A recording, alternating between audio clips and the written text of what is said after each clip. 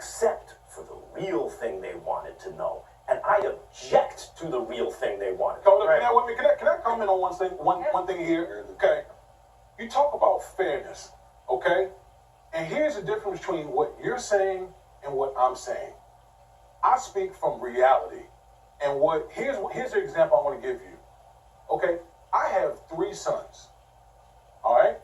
And you know what I do with my oldest son, who's about to be a teenager? I've had to talk to him about how to potentially act around the police. Mm-hmm. Professor Dyson.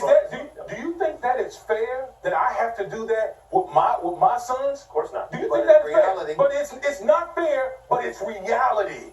It's the reality that we face as African American men, that we have to sit here and we have to teach our sons, this is the way you need to act in around. So I can listen. You talk about fairness, and Max, I'm with you. It shouldn't be that way. It shouldn't be that way. Okay, but the reality of the situation is that sometimes you need to get into the system. Okay, but I don't think it was a real way into the system. But I'm just saying. I will respond. I'm not denying that black men have to have talks with their kids about how to behave around police that are different, let's say, than many others. What I'm saying is, as I mentioned in the previous segment, what am I to do with my privilege as a white man with a TV platform? Should I say, well, black people, that's the way it is. You better kowtow to power, or should I speak what I see?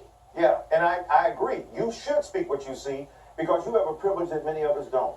And will be heard in a way that Dyson, oh, that's what he does. Stephen A., Damian Woody, that's what they do, right? The exercise of that privilege is extremely important. And to shatter this airtight cage of logic that says we accept the status quo. Because if Martin Luther King Jr. didn't have a dream that was not a reality, it wasn't the way it was then. He accepted the reality, but he challenged it by virtue of understanding that what exists is unfair and unjust. And I think it's extremely important for you to continue to articulate that.